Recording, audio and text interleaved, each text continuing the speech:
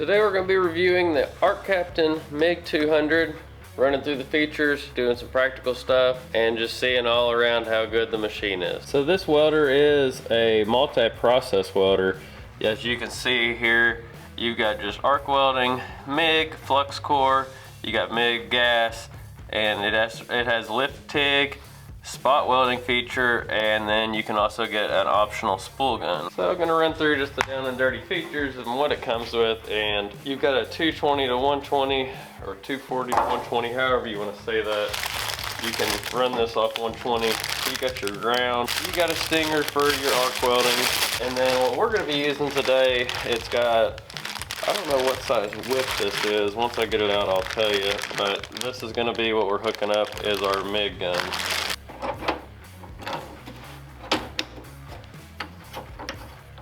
Now after connecting our MIG whip, we're going to come down here. You can see here how to set this machine up.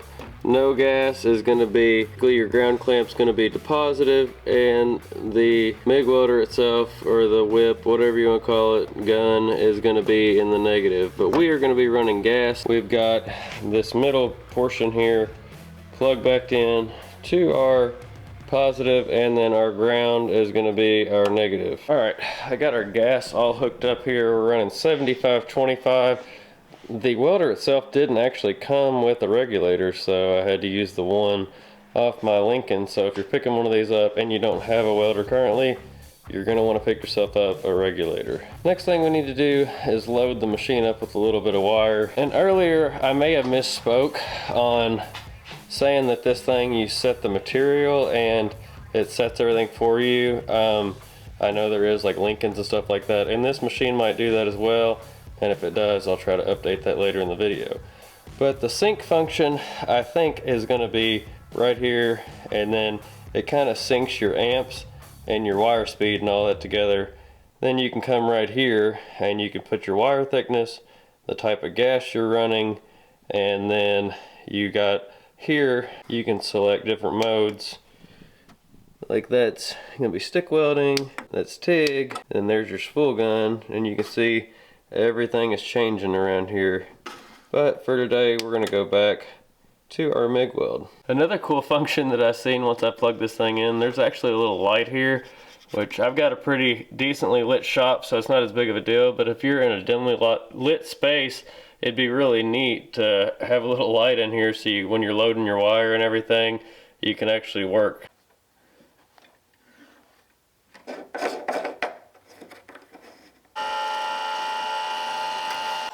So on my Lincoln, it's going to take some getting used to. On this one, it's just letters and everything like that. It's not any kind of numbers like that. So getting used to this is definitely going to be a little different, but just got some little 1/4-inch pieces here. I'm just going to try to stick these two things together and see what we got.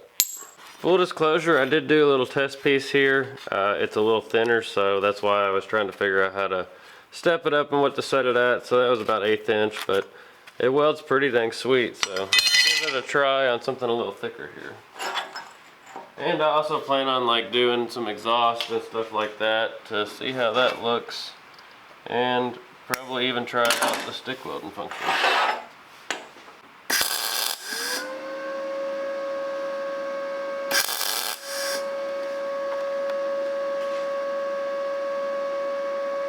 I had that on the spot weld function, that's why it kicked out there. There is a lot of features on this machine.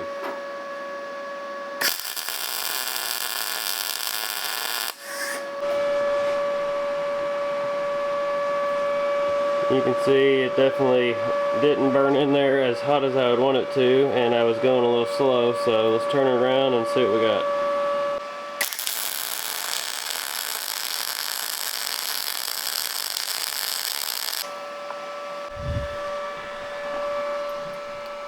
Still not quite there yet, but it's getting a little bit better. But this thing, it has a lot more power, it seems like, than my 180 Lincoln, so that's really good, because there's certain things like whenever I weld quarter or something on the trucks, the Lincoln, it'll do it, but it just seems like it really wants to take a while. It just sits there. You got to really work it in and everything else, which that machine's not really built for that. This 200 amp machine seems to be plenty hot to burn quarter. See what we got on a little bit of tubing here.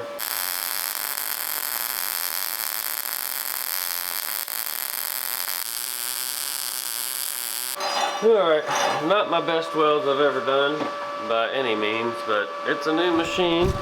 Just kind of getting used to it. You can see that one there, which they're big thick Caterpillar welds, so wire speed needs to be shut down just a little bit on it, but it's getting her done nonetheless. You can see here the other day when I was playing around with it, those all came out really good. I need to dial my settings in a little bit more, but for the most part that is pretty dang sweet. Alright, I'm going to give her a go on some sheet metal, because if you've ever welded sheet metal, you know that that is not really the easiest thing to do. So let's see how low range is on this machine.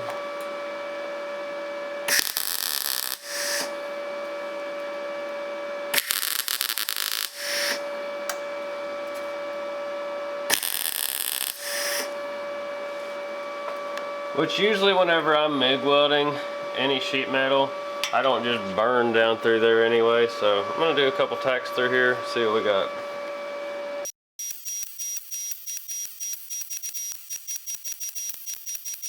You kind of get the point. Yeah, that one's pretty good. Got a little wonky on that one, but for me, anytime I do sheet metal work, I mean, most of my beads aren't just like crazy precise. Like that one's pretty slick. I'm pretty happy with that. Like I said, I got a little wonky on that one, but yeah, it's got good penetration. Not too much to where that thing just wanted to burn straight through, which is kind of hard to do. And I still got this all in auto set. I'm just kind of going off of their factory settings here, so yeah, I'm not too mad about that. That'll be pretty handy. We got some rust repair on the Apache we gotta do.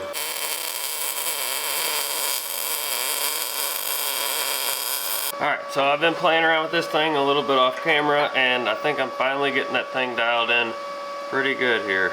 As you can see there, I'm really stoked with this machine. It's actually really impressing me for the money you got in it. I mean, I think it might... One cool function, I'll bring you around the front of it, is the 4T. I haven't tried that. It's where you basically just hit the trigger on this thing and it takes off, you hit it again, and it shuts off. So if you got a really long continuous weld, you can do that and not have to be holding the trigger down the whole time. So let's try that. Then we're going to hop over and start trying the arc welding function. So right here is our 2T, which is what we got going on currently. Pull the trigger, let off, welder stops. I think you go right here, and that's going to get us to our 4T function, to where once we hit that, it's going to just start feeding wire. When you're ready to be done, you just click it again. So let's give that a go.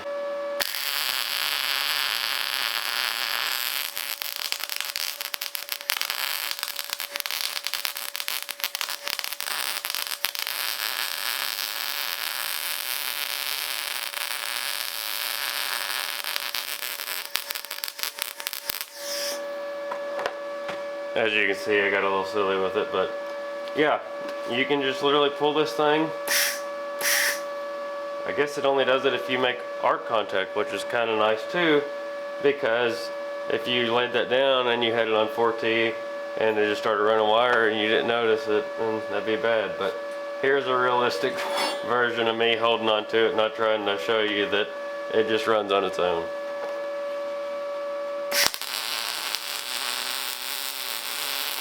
Yeah, I could see that being super handy there. Alright, we're going to be switching from our MIG to a stick welder, which I don't use a lot, but just having the capability of doing that is pretty dang cool. So what we're going to do, remove this doohickey right there from the middle, and we're going to stab this in and give it a twist. Now we need to go to mode. We've got 332 rod. It's going to run about 80 amps on this thing. Like I was saying, I don't do a lot of stick welding, so this is about my electrode storage.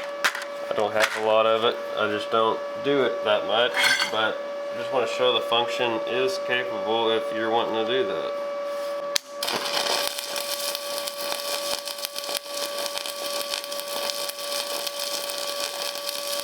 It welds pretty smooth, even stick welding.